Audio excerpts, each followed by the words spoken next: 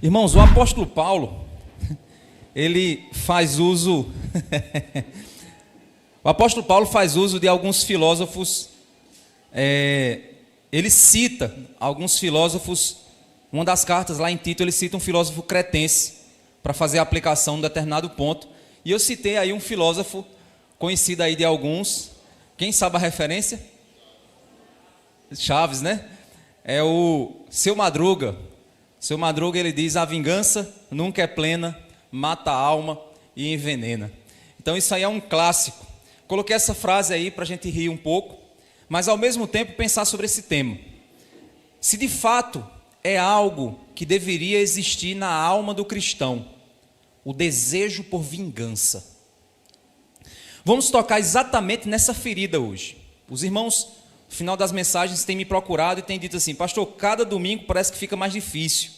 E é verdade, irmãos. O Sermão do Monte, ele é um sermão que aponta o núcleo da piedade cristã, o núcleo da ética cristã. Você, para se dizer um cristão, você tem que, no mínimo, pensar a respeito desses assuntos que a gente tem refletido aqui. Se você não reflete, se você não busca uma transformação nesses assuntos que nós estamos tratando aqui, não se afirme cristão, se afirme um religioso, alguém que frequenta a igreja porque gosta. Mas aqui nós estamos falando do que e para o que nós fomos salvos. Nós fomos salvos de coisas assim. Nós fomos salvos de nós mesmos. Fomos salvos da ira de Deus sobre nós. Porque Deus irá derramar sua ira sobre o mundo. E se você, durante esse sermão do monte, você tem percebido que você é um pecador, é exatamente para você perceber isso. É exatamente para você perceber por que Cristo precisou vir a esse mundo para te salvar. Exatamente porque o Sermão do Monte está mostrando quem realmente somos. E que por que nós somos merecedores da ira de Deus sobre nós. E por isso que pela graça o Senhor Jesus veio nos salvar.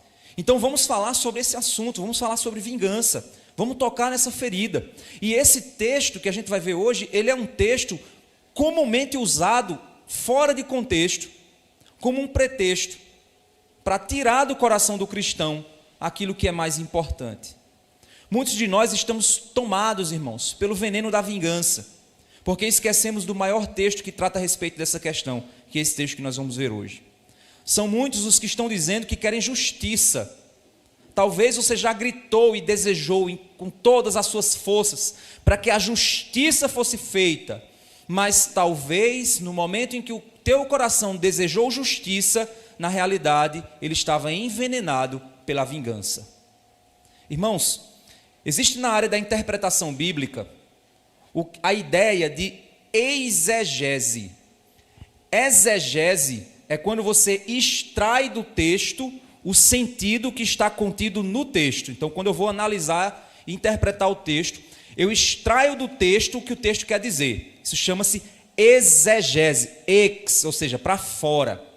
A exegese, que aí você põe um i no lugar, exegese, é quando eu pego um sentido cultural e eu empurro esse sentido para dentro do texto. E eu passo a afirmar que o texto contém um sentido que ele nunca conteve para o autor que escreveu ele lá atrás. Na realidade é coisa da sua cabeça e coisa da nossa cultura. Essa é a grande diferença. Então, esse texto é um dos textos que nós mais fazemos exegese na história da igreja. Eu acredito que brasileira, não sei, eu acredito que mundial também. É um texto muito mal interpretado. E é exatamente o que a gente vai fazer hoje, é esclarecer a concepção da correta interpretação desse texto. Vamos lá para Mateus capítulo 5. Nós vamos ler do verso 38 ao verso 42. Mateus capítulo 5, do verso 38 ao verso 42. Diz assim: vocês ouviram o que foi dito. Mais uma vez, Jesus aqui ele está no mesmo padrão que o Sermão do Monte tem. Ele primeiro apresenta a concepção cultural e natural de sua época, e depois ele confronta essa concepção com a correta interpretação do que Deus, de fato, sempre quis com aquela lei e com aquela ideia que ele havia apresentado ao seu povo. Então, vocês ouviram o que foi dito: olho por olho, dente por dente. Eu, porém, lhes digo: não resistam ao perverso. Se alguém lhe der uma tapa na face direita, ofereça-lhe também a face esquerda. Se alguém quer processar você e tirar-lhe a túnica, deixe que leve também a capa. Se alguém obrigar você a andar 1 milha, vá com ela 2. Dê a quem lhe pede e não volte as costas ao que quer lhe pedir emprestado. Esse texto, ele é muito conhecido e muitas vezes utilizado pela nossa cultura de maneira descontextualizada. O que realmente está sendo dito aqui? Esse é o grande ponto. Vocês vão entender quais são os usos comuns, olho por olho. A ideia aqui de bate numa face, oferece a outra. Né? Por exemplo, já vi um pregador brincando, obviamente ele estava brincando, dizendo o seguinte, que se alguém bate numa face, oferece a outra. Se bater na outra, aí a terceira você já pode ir para cima. Não é? Então você só aguenta 2 vezes, aí na terceira você já pode avançar. Outros então dizem, olha aí, o cristão ele não pode se envolver com determinados tipos de abordagens no uso da força. Como é que um cristão pode ser, eu já vi isso, pessoas dizerem assim, como um cristão pode ser um policial, se ele vai ter que fazer abordagens muitas vezes no uso da força? Olha, bata numa face, oferece a outra, então o policial vai estar lá, o delinquente na frente dele, aí o cara vai agredir ele, ele vai, meu querido, bata na outra agora. É assim que vai ser a abordagem policial, então? Então, gente, esse texto ele é usado fora do seu contexto e muitas vezes para justificar coisas que a Bíblia nunca quis justificar e que fazem parte, nada mais, nada menos, de que ideologias e ideologização política da Bíblia, como recentemente foi feito por um determinado ministro, aí, uma ideologização terrível das Escrituras. Precisamos ter cuidado com frases culturais que achamos serem bíblicas. Se você algum dia citou, a época que a Bíblia diz, né? Deus ajuda quem cedo madruga. Isso não está na Bíblia, gente. Talvez você já deve ter citado ou interpretado textos de maneira descontextualizada e até dito que aquele texto estava dizendo aquilo de fato, e que na realidade aquele texto nunca quis dizer isso, que você acha que ele diz. O verso 38, ele diz aqui, vocês ouviram o que foi dito. Então a concepção era olho por olho, dente por dente. Assim como essa frase, olho por olho, dente por dente, é muito conhecida culturalmente por nós, e acabamos por dar uma compreensão a ela a partir de uma exegese cultural, na época de Jesus acontecia a mesma coisa. Eles repetiam tanto esse ensino, que o ensino passava a deixar de ter a sua concepção correta e bíblica, mesmo na época de Jesus. O Sermão do Monte é isso, é exatamente Jesus dizendo o seguinte, olha, vocês ouviram isso aqui, não foi? Os teólogos de vocês não disseram isso, mas deixa eu dizer para vocês o que realmente é dito. Então Jesus vai fazer a mesma coisa. Vamos compreender o contexto do texto, para não incorrermos em uma compreensão equivocada do que Jesus quis dizer aqui. Mas também a gente precisa, a partir desse texto, entender a interpretação equivocada dada pela sociedade da época de Jesus, que é diferente da interpretação dada pela nossa época agora. Certo? Vocês vão perceber isso claramente. Vamos ver em quais textos, então, Jesus está se baseando para dar sua interpretação. Vamos lá para Êxodo, capítulo 21. Êxodo, capítulo 21. Lembrando que as leis do Antigo Testamento, isso é muito importante, viu, gente? Para você não ficar falando bobagem, como eu vi hoje uma pessoa dizer que se um país é verdadeiramente cristão, ele deve apedrejar homossexuais. Isso é uma falácia completamente errada. Nós não somos judeus e não estamos na época de Israel como teocracia. É necessário e importante a gente entender esse contexto. Se eu vi hoje na internet um pastor dizendo isso. Isso está errado, gente. Por quê? Porque Levítico, Êxodo, as leis judaicas, elas são a Constituição Federal do Estado de Israel para o período em que ela era uma teocracia antes de Cristo. Então você tem que interpretar dentro do contexto de sua época, compreender. Com muito cuidado, porque tem gente também dizendo a mesma coisa que eu estou dizendo para distorcer o texto, certo? Então a gente precisa entender o seguinte: Êxodo 21, 22 e 25, Êxodo 21, 22 a 25, ele vai dar alguns conselhos sobre algumas questões judiciais práticas. Por exemplo, disputas entre pessoas, certo? Que a gente vai entrar agora nesse contexto. Disputas entre pessoas, disputas judiciárias, vamos dizer assim. No 22 a 25, olha só, ele diz: se homens brigarem, imagine que tem homens brigando, e ferirem uma mulher grávida, eles não estavam na intenção de ferir a mulher grávida, mas imagine que a mulher foi lá defender o marido e os caras estavam brigando. E eles acabaram, por causa da briga deles, ferindo a mulher grávida, ou seja, não houve intenção.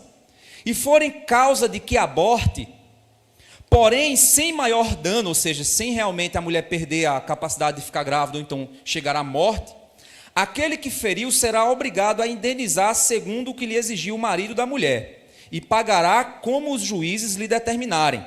Mas se houver dano grave, então o castigo será vida por vida, olho por olho, dente por dente, mão por mão, pé por pé, queimadura por queimadura, ferimento por ferimento e golpe por golpe. O que é que Moisés está estabelecendo aqui na lei judaica? É o princípio que hoje, na jurisprudência, é conhecido como o princípio da equidade. O que é o princípio da equidade? É o princípio do equilíbrio da justiça. Ou seja, eu tenho que equilibrar a justiça, o causador de dano tem que relevar o dano equivalente. E o juiz, então, vai determinar qual é o dano equivalente a ele. Qual é a pena que ele vai ter para o que ele praticou, o que é que vai acontecer. E aqui foi estabelecido uma equidade em que é olho por olho, dente por dente, mão por mão, pé por pé, queimadura por queimadura, vida por vida. Ou seja, o negócio aqui é pesado. Lembrando, a lei, ela também demonstra o caráter de Deus. Então, um Deus justo, ele exige equidade. E na prática da justiça da sociedade civil de Israel, a pena de morte, então, era ensinada dentro de um sistema de justiça. Então, se você disser, mas é porque o Deus do Antigo Testamento era um Deus cruel, o Deus do Novo agora não existe isso. A moralidade divina é a mesma. O que você precisa entender é que o peso da lei refere ao peso do pecado. O peso da lei está para dizer ao homem o quanto o pecado é mau. Então está advertindo ao homem, fuja do pecado, corra do pecado, lute contra o pecado. É isso que a lei visa. E aí quando o homem tenta correr do pecado, ele percebe que ainda vai tropeçar. E aí vem a graça. Onde o pecado abundou, superabundou a graça. Então, vamos agora para Deuteronômio 19. Só é você avançar, passou Êxodo, você vai passar Números, você vai chegar em Deuteronômio. Deuteronômio 19, nós temos o seguinte. Deuteronômio 19, do 14 ao 21, diz assim. Aqui ele está falando sobre disputas judiciais a respeito de propriedade de bens. Então ele vai dizer o seguinte: não mudem os marcos de divisa do seu próximo, ou seja, não roube o terreno do outro, certo? Que os antigos fixaram na herança de vocês, na terra que o Senhor seu Deus lhes dá, para que dela tomem posse.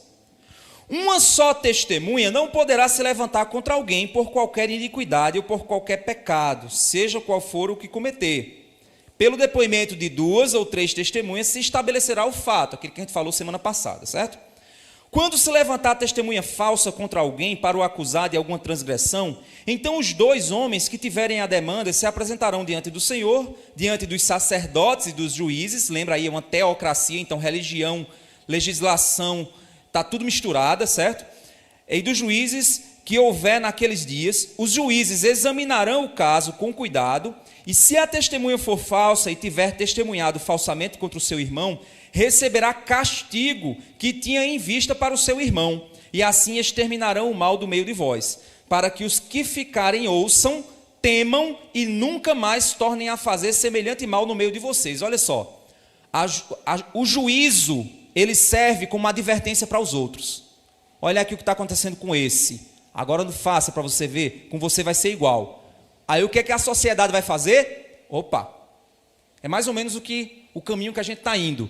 Se você falar um tantinho assim, suas mídias são cortadas. Então o que é que naturalmente vai acontecer? Você vai começar a ficar com medo de falar. Por quê? Porque a aplicação da justiça visa refrear. Aqui no caso é visar refrear o mal, o falso testemunho. E aqui então ele continua dizendo, verso 20: para os que ficarem, ouçam, temam e nunca mais tornem a fazer semelhante mal no meio de vocês. Não olhem para ele com piedade, vida por vida, olho por olho, dente por dente, mão por mão, pé por pé. Eu tenho certeza que enquanto eu estou falando isso aqui para você, você está aí dentro de você com um fogo, querendo aquecer e dizendo assim, é isso mesmo, caba safado tem que levar na cabeça. Talvez muitos aqui estejam com esse sentimento. Pois guarda esse sentimento aí, vá alimentando ele, que Jesus vai chegar daqui a pouco. Levítico capítulo 24, vamos lá para Levítico. Volta um pouquinho.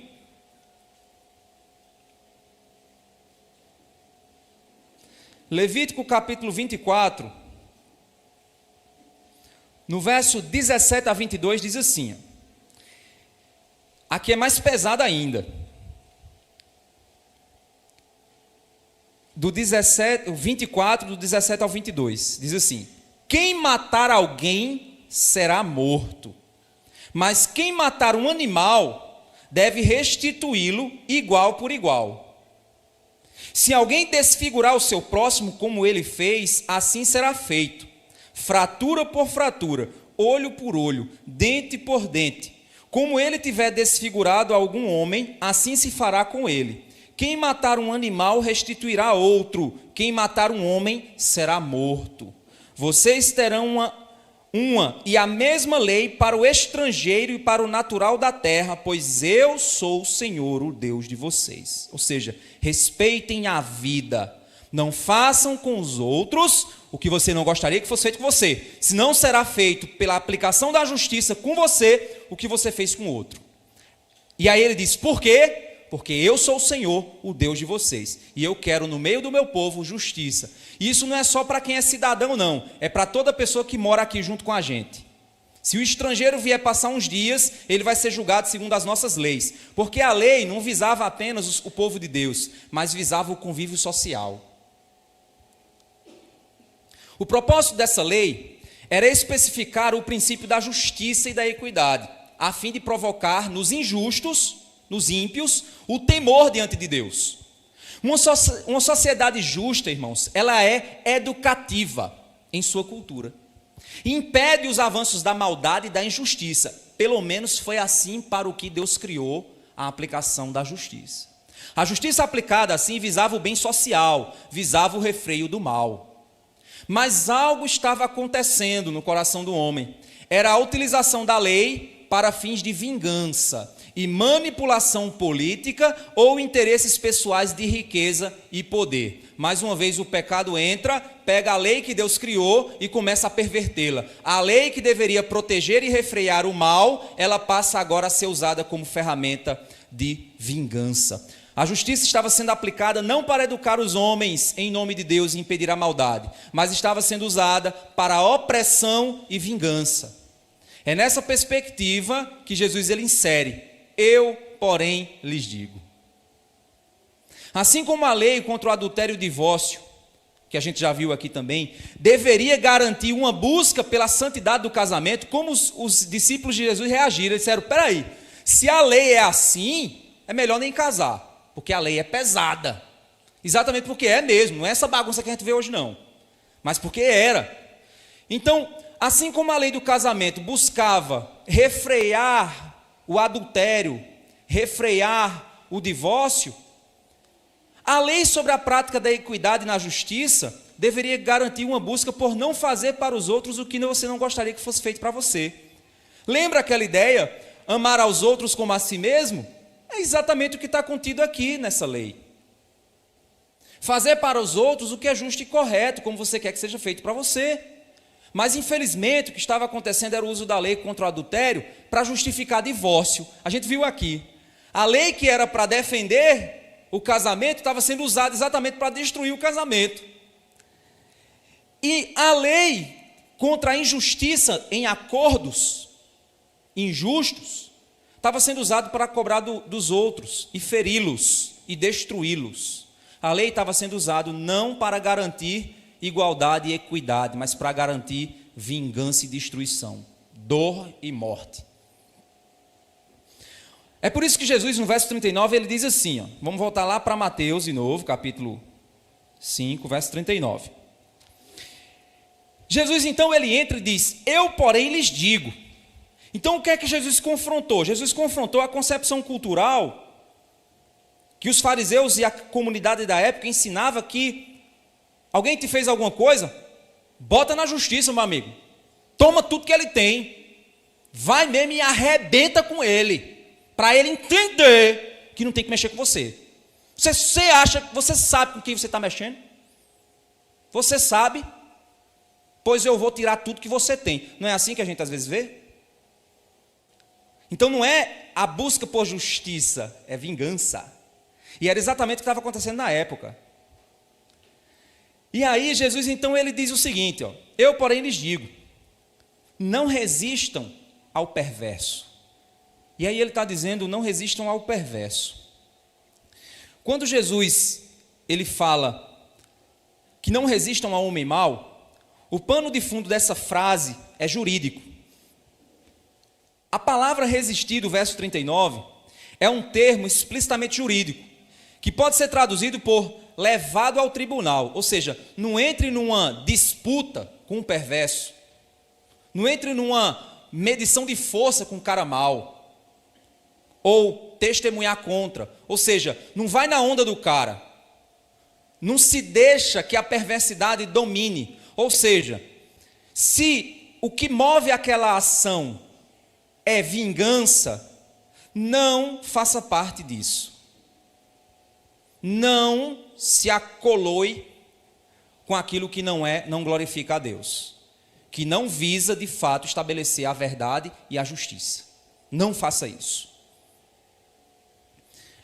Jesus expõe o desejo de Deus dessa forma. É o seguinte que Jesus está dizendo: como cristãos, não se apoiem em seus próprios direitos legais, aproveitando ao máximo essa ou outras leis, sendo vantajosas. Ou seja, você sabe que determinada coisa, se você levar na justiça, a justiça vai pegar pesado. O que você quer não é estabelecer a justiça, o que você quer é ganhar dinheiro. No âmbito trabalhista isso é muito comum. No âmbito trabalhista isso é muito comum. Às vezes o chefe fez tudo conforme a lei manda. Mas por que a pessoa olha para o chefe dele e diz assim, pô, vou botar ele, como diz, o termo que se usa é botar no pau, não é assim, né? Vou botar ele no pau, que é o quê? Que é a ideia de você amarrar num tronco para o cara apanhar. Qual é a ideia? Eu vou tirar dele, eu vou ganhar dinheiro, eu vou ganhar o processo, eu vou ficar com tantos mil e eu vou levar vantagem. É exatamente isso que Jesus está dizendo. Não faça isso. Não vá atrás de vingança. É importante entender, e guarda isso no teu coração do que eu estou te dizendo. Jesus não está sendo contra a justiça, porque se Jesus fosse contra o processo da justiça, ele estaria sendo contra o Antigo Testamento e as leis que ele mesmo estabeleceu lá atrás. Ele não está sendo contra o processo jurídico do estabelecimento da justiça. Ele está sendo contra a motivação de, a partir dos mecanismos legais, obter a vantagem que você tanto quer e o dinheiro que você tanto deseja, ou tirar de alguém o que você quer usando os meios legais. Você não tem coragem de roubar o outro, mas você vai lá na justiça e faz um processo e tira do cara o que você quer tirar, que você sempre quis tirar. Você é invejoso, você quer o mal do outro, você quer prejudicar, aí você vai lá e faz isso. Não é assim que funciona? O mundo é assim que funciona. Mas e nós cristãos? É assim que nós fazemos? Se é assim, é isso que Jesus está dizendo. Não faça isso. Por trás disso, se encontra o princípio pelo qual todo cristão é chamado a viver. não faça de seus direitos a base do seu relacionamento com o próximo. Esteja preparado para tomar uma posição modesta de servo humilde. Esteja preparado para pagar o preço de imitar Jesus. Olha o que ele continua dizendo. Não resistam ao perverso. Se alguém lhe der uma tapa na face direita, ofereça-lhe também a face esquerda. Vamos lá. O que isso significa? Jesus estabelece aqui a posição da tapa. Você não já parou para pensar por que é que Jesus faz isso? Na face direita. Por quê? E se for na esquerda, então não tem problema, pode ir para o fight? Não. O que Jesus está dizendo é que, na cultura daquela época, ser estapeado na face direita era um insulto. Como é que funcionava? Não vou chamar ninguém, não vou chamar você não, Moisés, pode ficar tranquilo. Ó, Bruno, pode ficar tranquilo. Aí, Moisés, quase que era tu, viu, Moisés? É assim, ó. Se eu estou de frente com alguém, a minha mão direita está de frente para a esquerda da pessoa, certo? Se eu for estapear essa pessoa na face direita, qual era o costume da época? Era isso aqui, ó. Certo? Isso aqui é um insulto. Então você está discutindo com o cara, e você chega assim para o cara e vai, tchá! Bateu na face direita dele. Para vocês terem uma noção, a multa para esse tipo de crime, isso era uma ofensa. Se eu quisesse ofender alguém, eu chamava a pessoa, começava a discutir publicamente e dava uma tapa aqui assim, pá, no cara. Para vocês terem uma noção, a multa para esse tipo de ofensa, se eu ofendesse alguém assim, a multa estabelecida na época equivalia a 1 ano de salário de um trabalhador, que eu tinha que pagar para a pessoa que eu ofendi. Para vocês verem como a coisa é séria. Então olha o que Jesus está dizendo. Se alguém te ofender a esse nível de ofensa, oferece o outro lado para ele bater também. Eita, e agora? Eita, Jesus está defendendo a injustiça? O que Jesus queria dizer, então, quando fala sobre oferecer outra face, é que Jesus, ele estava dizendo que não devemos buscar um tipo de justificação pública, como se a gente precisasse disso, irmãos. Muitas vezes, quando nós somos humilhados publicamente, muitas vezes, se você é cristão e você for humilhado publicamente sendo cristão, você está sendo humilhado pelo motivo certo, cristão. Agora, se você é humilhado publicamente porque você fez uma safadeza, então, meu irmão, tu vai pegar direito de quê? Para pensar. Tu fizesse uma pilantragem com alguém, aí o cara com ódio de você vai lá, te chama e te humilha publicamente. Aí você diz, agora eu vou pedir meus direitos. Direito de quê, se tu é o cabo errado? O outro está só reagindo ao teu erro. Então, se por acaso alguém te ofende dessa forma, sendo você um cristão, então ele está te ofendendo porque você está testemunhando sobre Cristo, então ele quer te humilhar. Então o que Jesus está dizendo é o seguinte, olha, nesse caso, você é filho de Deus, não reaja. Reaja com graça diante do insulto. E não como se as palavras do outro fossem verdade sobre o que estão dizendo sobre você. Não é assim que a gente faz? A pessoa está dizendo uma baita mentira contra a gente. A gente faz, mas isso não é mentira. Não é mentira? Então fica tranquilo, cara. Fica tranquilo. Você vai dizer, ó, meu irmão, isso que você está dizendo não é verdade. Isso é uma inverdade. Faz igual aqueles debates, né, político que tenha. Olha, o queridíssimo, meletíssimo irmão, amigo, compatriota, está equivocado, está faltando com a verdade. Não é assim para você dizer que o outro é mentiroso, bem educado, né? Está faltando com a verdade. Querido, ó, o que você está dizendo não está correto. O que Jesus então está nos ensinando é que se for algo que você não fez, não tem motivo algum para você buscar os seus direitos. Porque, afinal de contas, nós seremos humilhados por sermos cristãos. É assim que será. Irmãos, isso é tão difícil. Porque quando você escuta alguém falando uma bobagem, ou fazendo um julgamento de você, que você diz, meu Deus, esse cara não sabe nem o que eu estou passando. Ou esse cara não sabe nem o que foi que eu quis fazer. A primeira vontade que a gente tinha é se defender. Eu confesso a vocês, irmãos, eu como pastor, já fui vítima disso várias vezes. E no começo eu me espivitava, eu vou mostrar que não. Aí, passado o tempo, você fica tão... Eu digo, rapaz, sabe uma coisa? Vai, bata aqui, ó. É isso mesmo que você está dizendo. Mas é porque você é isso, é aquilo e aquilo outro. Tá certo, eu sou mesmo. Ô, meu irmão, me perdoe. Se eu fiz algo que te machucou, então eu peço perdão, meu irmão. Te machucou isso que eu fiz? Foi, acerta, não me perdoe, por favor. Você desarma. Acabou a peleja. A outra pessoa fica até assim, poxa, caramba, será que eu acusei errado ele? Porque você agiu graciosamente. Você foi cristão. Porque afinal de contas, quem somos nós no céu ou na terra? Se não um pedaço de carne, pó, que vai voltar para o pó. Ah, mas é a minha honra que tem que ser protegida. Deus protege a tua honra se ela existir. Pode ter certeza, meu irmão. O juiz de toda a terra, ele julga todos os casos. Então, muitas vezes, nós não estamos apenas querendo defender nossa honra, nós queremos vingança. Esse aqui é o ponto. Não é que você está querendo somente proteger a verdade, mas você está querendo que o outro sinta o mal que ele fez a você. Vai ficar mais claro à medida que a gente for caminhando. Se você errou, qual é o caminho do cristão se ele errou? Perdão. Meu querido, me perdoe. Se você não errou, tente entender o que a pessoa está dizendo. Não, porque você fez isso. Mas por que eu fiz isso? Não, tá. Oh, meu irmão, olha, você está dizendo que eu fiz isso. Não foi minha intenção. Eu achei que eu tinha feito assim. Eu achei que eu tinha falado assim. Mas não foi assim. Então, se eu falei dessa forma e você entendeu assim, me perdoe. Não era minha intenção te machucar. Acabou a peleja. Quando um não quer, dois não brigam. Não é assim? Mais uma frase aí memorável da nossa cultura. Não busque machucar como você foi machucado. Se o rei desse reino que nós servimos, ele mesmo disse que seríamos perseguidos por causa da justiça e por sermos servos do Senhor, ele já disse para a gente que a gente vão inventar um bocado de coisa da gente. Transforme então o insulto em testemunho de perdão e graça. Pode ser que fique forçado para que você possa entender isso agora. Teve uma vez uma pessoa que chegou para mim e disse assim: pastor, eu estou sendo perseguido no trabalho. Eu disse, mas rapaz, e o cara está me perseguindo por eu ser cristão.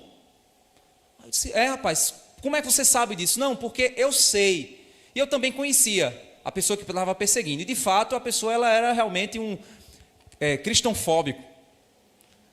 E aí ele de fato perseguia aquela pessoa por ser cristão mesmo. Eu sabia disso, sabia o contexto da história.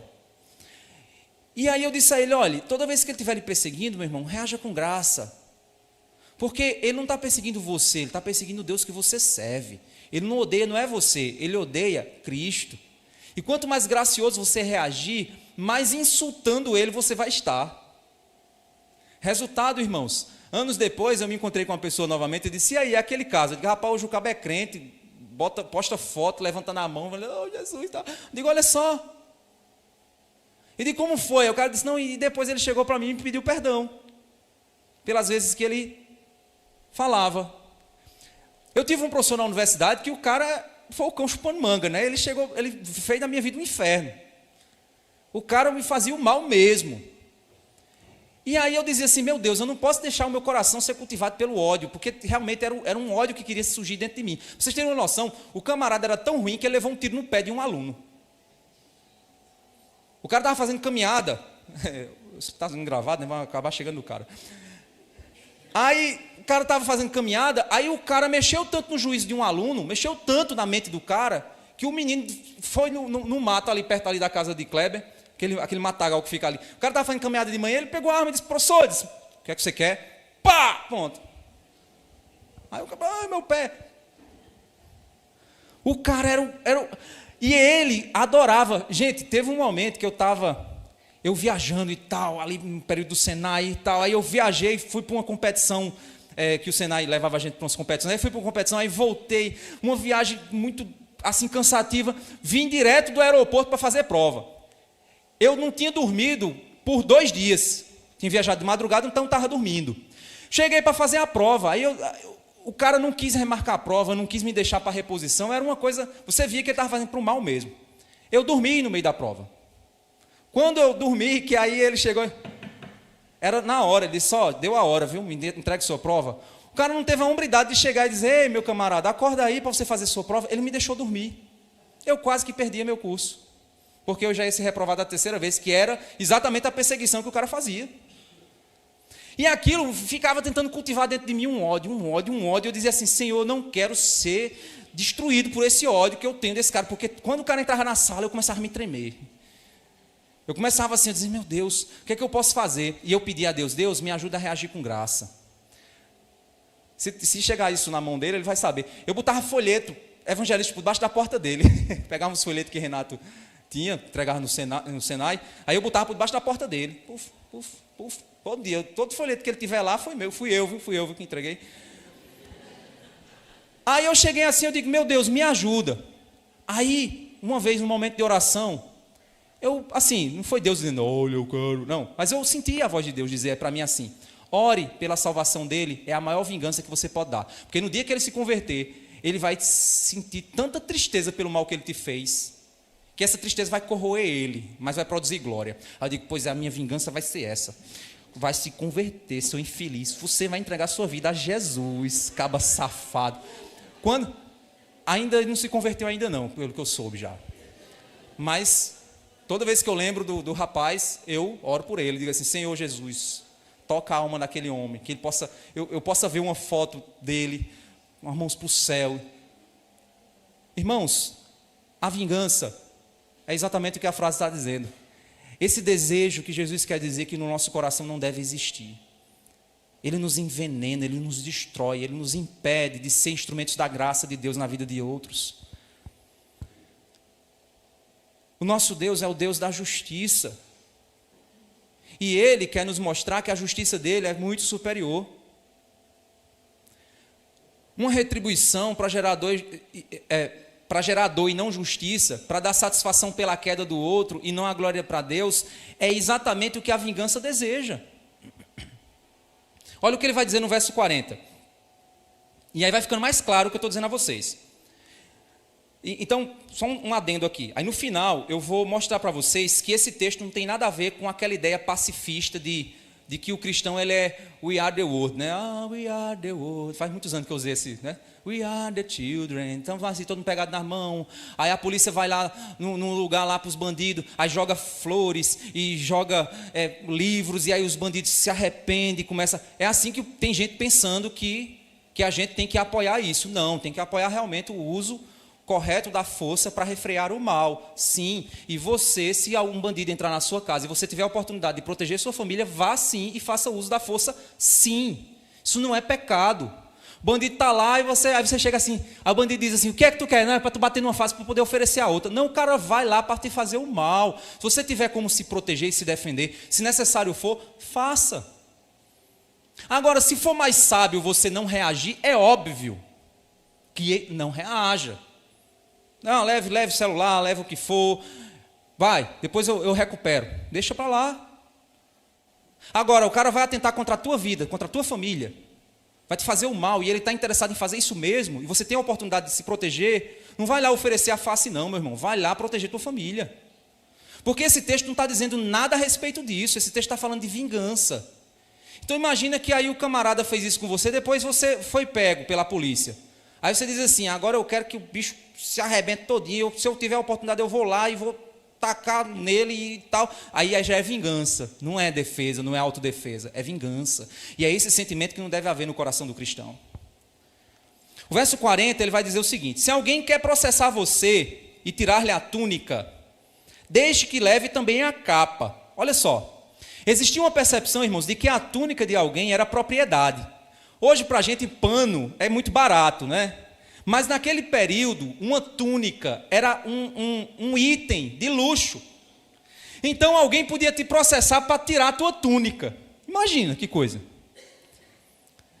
Tinha um valor importante. Agora, a túnica era extremamente importante para o pobre. Porque muitas vezes a túnica era a única roupa que o pobre tinha para poder dormir e se esquentar do frio. Se proteger do frio. Então, processar um pobre e tirar-lhe a túnica era tirar praticamente tudo aquilo que ele teria para se proteger à noite. É tanto que existia uma lei lá em Êxodo 22, a gente não vai lá não, vou só ler aqui para vocês. Lá em Êxodo 22, do 25 ao 26, tem uma lei que protegia o pobre disso, de alguém processar e tirar a túnica dele. Olha só que interessante.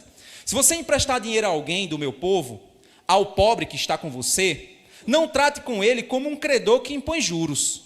Está dizendo, porque o pobre chega até você para pedir dinheiro emprestado, porque o pobre está necessitado, a família está precisando e ele pode passar fome. Você tem o recurso. Aí você chega e diz, opa, agora eu vou ganhar dinheiro em cima desse cara. E você empresta para ele com juro. Ou seja, você está se aproveitando da pobreza dele para ganhar. Então ele está dizendo, olha, não faça isso se o pobre vier. Mas imagina que aí você, para garantir que o cara vai devolver o dinheiro, já que não tem juro e tal. O verso 26. Se você pegar o manto do seu próximo como penhor, devolva-o antes do pôr do sol. Sua obrigação é devolver para o cara. Por quê? Por que antes do pôr do sol? Porque ele vai precisar daquela túnica para poder dormir. Ele é pobre. Olha que interessante, gente. Como a lei de Deus, ela era justa, mas também ela protegia o pobre e aqueles que poderiam ser oprimidos. O argumento de Jesus é que quando seus seguidores encontrassem oposição e perseguição, eles não deveriam permanecer em seus direitos legais. Mas aqui é o meu direito. Pelo contrário, onde o pecado abunda, deve superabundar a graça. Esse é o coração de Deus. Desta forma, o cristão, ele é igual ao seu mestre. Romanos capítulo 5, verso 20, diz assim, a lei veio para que aumentasse a ofensa. Ou seja, a lei ela veio para que o pecado fosse classificado como algo mal mesmo. Imagina, você matar uma pessoa porque matou, caramba, é pesado o negócio. Você cortar a mão do cara porque o cara cortou a mão do outro, caramba, é pesado. Ou seja, a lei ela veio para mostrar que o pecado é mal. Mas onde o pecado abundou, superabundou a graça. Romanos 5, 20. Então, ser gracioso não é olho por olho e dente por dente pela vingança, mas é a justiça pela justiça, o perdão e a graça, a misericórdia, e se tornar instrumento que absorve o dano para conceder graça a quem te ofendeu. A ideia sempre seria, você desconfia de mim, se por acaso eu vou te enganar, imagine que você está precisando de dinheiro, aí você pediu a alguém emprestado, aí o cara foi e pediu para você, então eu te empresto, mas se você me der sua capa. Aí o pensamento seria o seguinte, meu amigo, você está desconfiado de mim, se por acaso eu vou te enganar? Então faz o seguinte, leva a capa também. É essa a ideia. Se você acha que eu vou te enganar, então eu vou, para te provar que eu não tenho nenhum interesse de te enganar, leva também a capa, vai. Você não vai levar somente o manto não, você vai levar também a capa, vai. Para você ver que eu não estou querendo te enganar. Então a atitude é essa. Os bens para mim não são mais importantes do que o que é correto. E que eu possa ser instrumento de graça na sua vida. Essa é a mensagem do meu Senhor. Que a justiça, o correto, é mais importante do que os meus bens, do que a minha honra, do que a minha vontade. Essa é a mensagem. Verso 41. Se alguém obrigar você a andar 1 milha, vá com ela 2. E aí você diz, como é que é isso? Estou entendendo. Irmãos, os romanos, uma das maneiras que os romanos utilizavam para demonstrar dominação sobre uma nação, era a humilhação pública da nação, certo? Quando Jesus está carregando a cruz e que ele não consegue, por que os romanos não ajudam? Porque era um judeu sendo humilhado. Então, para mostrar a superioridade, ele chama Simão Cirineu, vem cá e carrega a cruz dele. Aquilo ali era uma humilhação pública. E ao mesmo tempo, o romano estava dizendo o seguinte, sou eu que domino vocês, então você me obedece. Quando então um romano chegava para um cidadão e dizia o seguinte, o nosso exército está marchando, você vai marchar junto com a gente. Você tinha que marchar. Senão você podia ser incriminado por insubordinação. Então eles utilizavam-se de uma técnica de chamar as pessoas para marchar com eles, como uma maneira de humilhar, como uma maneira de subjugar, de dizer assim, eu estou por cima e você me obedece. Vem cá, você vai aqui comigo. E aí, Jesus disse o seguinte, se alguém te pedir para marchar 1 milha, vai 2. Ou seja, o cara quer te humilhar, faz o seguinte, faz o bem para ele. Mostra para você que aquela humilhação não é humilhação. Mostra para ele que aquela humilhação não é humilhação. Você, poxa, tu está preocupado, tu me subjuga. Bem, não tem problema não, vamos 2. Está entendendo a ideia? Se alguém te humilhar, fazer andar uma milha, então ao terminar, ande mais uma junto com ele, de modo voluntário. Mostre que é mais importante que ele seja alcançado pela graça que te alcançou, do que apenas provar para você que ele é que manda em você. Então o cara está querendo mostrar que ele manda em você, e você está dizendo, tudo bem, não tem problema não. O cara vai dizer, caramba, isso não te machuca? Não. Por que isso não te machuca? Por que isso não te humilha? Por causa da graça. Você quer ouvir sobre Cristo? Você quer ouvir sobre o meu Senhor? Você quer saber quem é Jesus? É Ele que me faz agir assim. É Ele que me faz reagir assim. Mostre que é mais importante que ele seja alcançado. Se ele quer te humilhar e fazer o mal, então faça o bem. Um soldado romano que visse algo assim ficaria perplexo com a superioridade de sua submissão. Gente, é um checkmate impressionante. O cara quer mostrar que você é submisso, e aí você diz, tudo bem, eu vou duas. Aí você no fim mostra que você é muito superior a ele. Que a tua ética é muito mais profunda e muito mais poderosa do que a dele. É isso que fez o cristianismo crescer. Porque enquanto eles diziam o seguinte, nega o seu Senhor e eu vou tirar, se você não negar o seu Senhor, eu vou tirar a sua vida. Aí os cristãos diziam, se você tirar a minha vida, você vai me jogar para o meu Senhor. Então pode tirar, que eu vou para Cristo. O pessoal aí do Clube do Livro, que leu o último livro, era exatamente testemunhos assim. A morte para o cristão é apenas uma mudança de endereço. E isso incomodava, porque eles diziam assim, vamos matar. E quanto mais eles matavam os cristãos, mais os cristãos se multiplicavam pelo testemunho de fé em meio à morte. Paulo, a gente vê que Paulo ele fala sobre isso. Ele diz, eu mandava eles para a morte e eles ainda continuavam testemunhando. Por isso que ele diz, eu sou o principal pecador, porque eu matava o povo de Deus.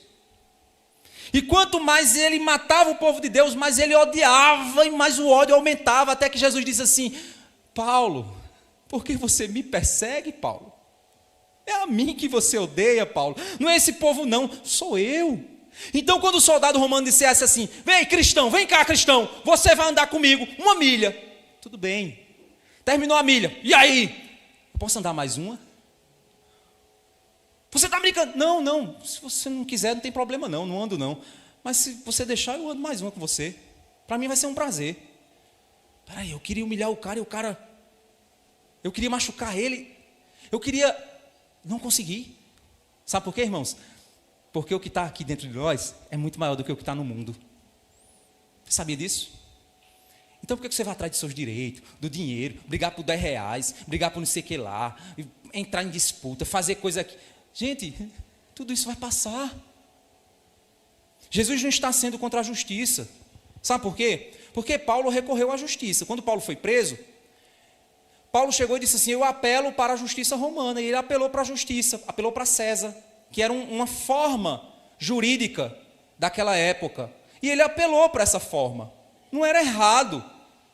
Mas é interessante que Paulo deixa muito claro que ele aproveitava a prisão dele como uma ocasião para pregar o evangelho. Ele diz o seguinte, eu quero ir mais longe, porque se eu for preso por um patamar mais alto, pessoas de uma classe mais alta vão ouvir a minha mensagem.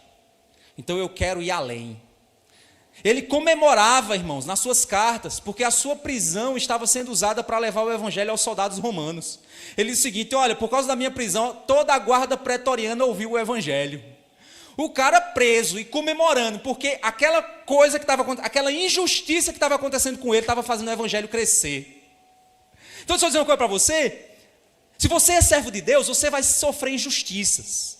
Mas toda injustiça que você sofrer, nunca será superior à que Jesus sofreu. Porque você não é flor que se cheire. Você tem seus pecados e suas falhas. Você pode ser a melhor pessoa e honesta do mundo. Você pode até nem ter feito o mal naquele momento. Mas com certeza Jesus nunca fez nenhum, e mesmo assim foi injustiçado. E ele diz, ninguém pode ser maior do que o seu mestre. Ninguém pode ser maior do que o seu Senhor. Então nós somos chamados para quê? Para testemunhar, mesmo em meio à injustiça. Essa mensagem pode estar aí, muita gente aí no seu interior, até me olhando aqui, legal, gostando e tal, mas você está ali, não concordo, eu tenho que ir, porque você talvez seja metido a machão. Gente brigão é assim. Gente metida a machão é assim. Eu vou pegar os meus direitos. Vocês lembram na nossa igreja? Lá atrás, algumas pessoas chegaram e disseram assim, quando eu assumi a igreja. Vamos brigar na justiça. Eu disse, não, gente. Não. Se vocês me querem como pastor, a gente não vai brigar em justiça por terreno. A gente vai brigar por alma. Pega toda essa energia e ódio e joga na evangelização, joga na restauração da igreja. Faz isso. No lugar de querer jogar diante dos homens para brigar por causa de meio metro de terreno. Olha aqui, graças a Deus. Não é? Valeria a pena morrer no ódio, na briga, na disputa, na justiça, pagando um honorário de advogado e isso e aquilo outro, para mostrar que é machão. E eu ouvi o seguinte comentário: é porque ele é muito menino, ele não tem experiência de vida. Ou seja, eu fui chamado de frouxo. Aí, graças a Deus. Nem aí. E Deus age exatamente usando os frouxos. Deus age usando os fracos. Deus age usando aqueles que não tem nenhum tipo de... Você não dá um tostão para o cara. Não é assim? Porque lá em Hebreus diz o quê? Aqueles que os homens... Que o mundo não era digno, foram esses que Deus usou. Que o mundo não valorizava. Mas você quer ser o homão?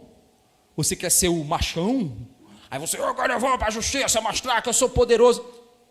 Cara, você está entrando no mesmo caminho. No mesmo caminho do mundo. E perdendo a oportunidade de testemunhar sobre o Senhor. Por que buscar vingança se Deus, o Senhor da justiça, nos levou até ali para testemunhar mesmo diante da injustiça e perseguição? E aí, irmãos, só para a gente fazer um paralelo importante, é que eu sempre estou fazendo um paralelo com os 10 mandamentos. Aí você pode dizer, o que é que esse mandamento, o que é que essa parte do sermão se compararia com os 10 mandamentos? Se compararia ao 10º mandamento, a cobiça. Não cobiceis o que é do outro. Não deseje ter aquilo que não é teu. Se não é teu, é porque Deus não te deu. Então não fique desejando o que não é seu. Isso é o pecado da cobiça. É o 10º mandamento. O 10º mandamento é a face interna de todos os pecados. Por quê? Porque o adultério, ele começa com a cobiça no coração por outra mulher. Ou por outro homem. A mentira começa com um desejo de que a sua verdade seja verdade. Aí você fala uma mentira. Então a cobiça é o lado interno de todos os pecados. Todos os pecados, a face interna deles é o desejo mau de um coração pecaminoso, chamado cobiça. Então quando você põe alguém na justiça, é porque você está cobiçando alguma coisa. Mais uma vez, Jesus não é contra casos judiciais. Porque o Antigo Testamento defendia que você, de fato, fizesse uso da justiça para refrear o mal. Por exemplo, tem uma empresa que está enganando pessoas e ela te enganou. Bota na justiça mesmo, meu camarada. Não por vingança, mas porque você vai dizer o seguinte, olha, eu vou pôr na justiça porque se eu não denunciar isso, aquela empresa vai continuar enganando mais pessoas e ela precisa parar. Aquele chefe mau precisa sentir o peso da lei para que ele mude a atitude dele, para que ele se arrependa do erro dele, para que ele não venha mais enganar e se aproveitar de profissionais. Então está vendo? O uso da justiça para refrear o mal e não como ferramenta pessoal de vingança e enriquecimento. É isso que Jesus bate aqui. É por isso que a resposta final para tudo isso é o verso 42. Olha só. Isso aqui para quem cobiça é terrível Jesus dizer isso. Verso 42. Dê a quem lhe pede. E não volte as costas ao que lhe pedir emprestado. Seja fonte da graça. Não tome para você. Dê. Alguém quer tirar de você. Transforme aquele ato de tirar em um ato de graça. Em que você doa. Transforme aquilo em instrumento da graça de Deus. Pois foi isso que Jesus fez. A injustiça contra ele se tornou salvação a nosso favor. Aqueles que o crucificaram foram salvos. Porque no fim de Marcos, o romano olha e diz, este verdadeiramente era o Filho de Deus.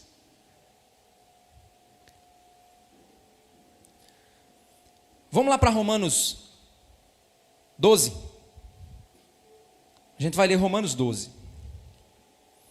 E aí eu vou fazer aqui o anexo da mensagem. É um apêndice da mensagem.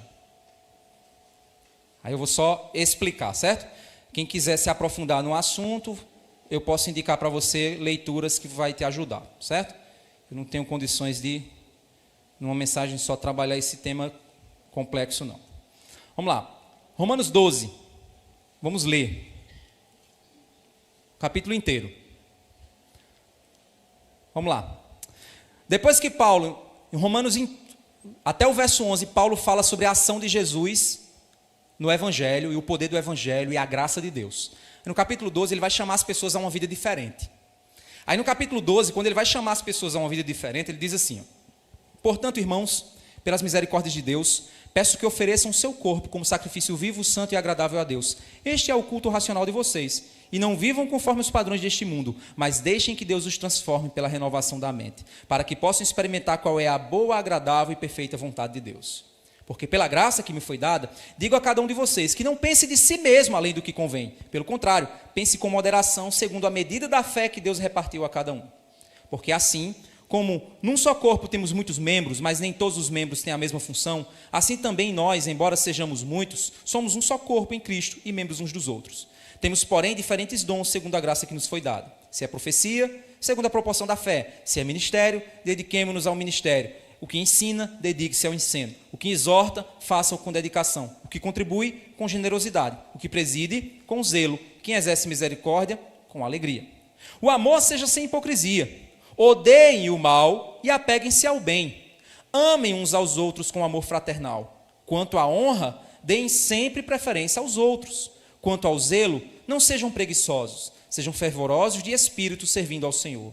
Alegrem-se na esperança, sejam pacientes na tribulação, perseverem na oração.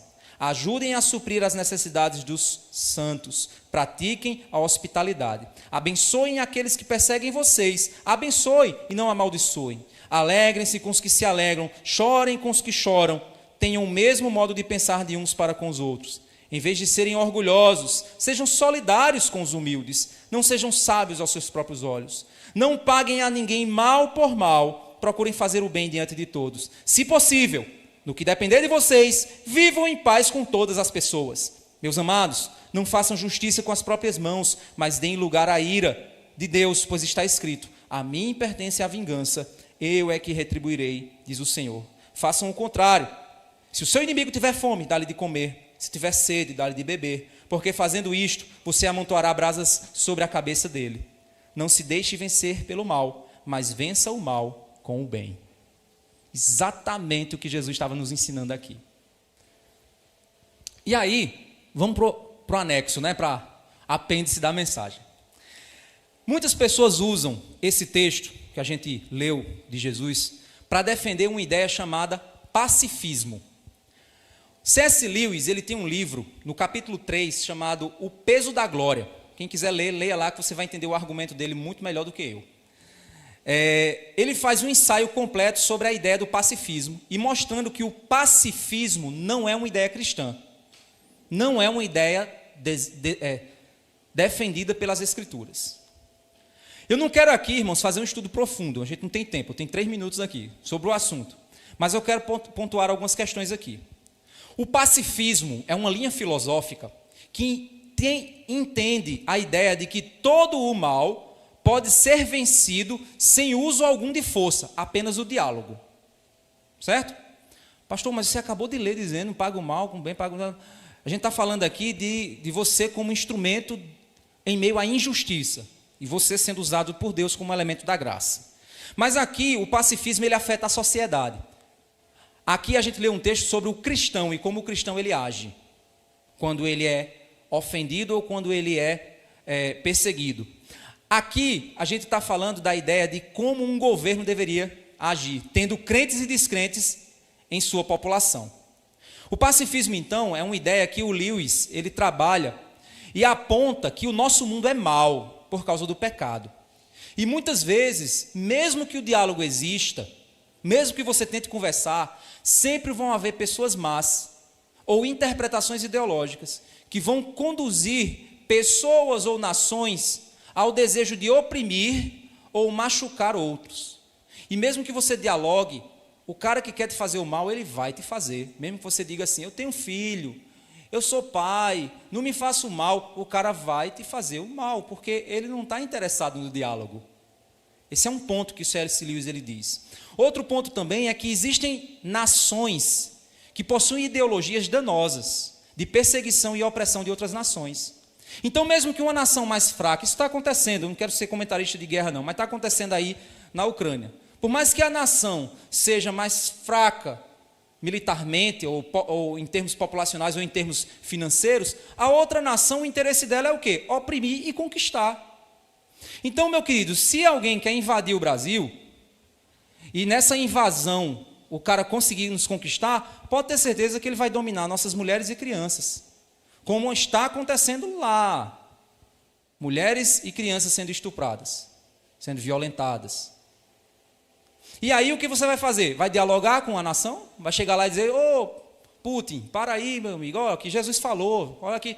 Não, meu irmão. Aí Lewis ele diz que existem de fatos históricos que comprovam que de fato guerras foram necessárias para refrear o avanço da maldade. Infelizmente, ele diz infelizmente, jovens e homens, muitos, milhares e centenas, morreram em guerras para que nós possamos ter a liberdade que temos hoje. Infelizmente. Você só pode poder ficar seguro na sua casa, porque tem policiais, irmãos aqui amados em nossa igreja, que estão pondo a vida deles em risco por você, que muitas vezes senta num banco e fica falando que we are the world, we are the children.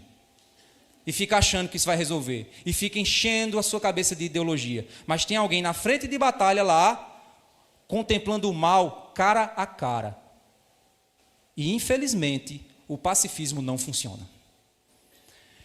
Nessa concepção, então, a gente tem um texto lá, eu vou só passar aqui para você, Êxodo 22, verso 2 e 3, depois você faz uma lida.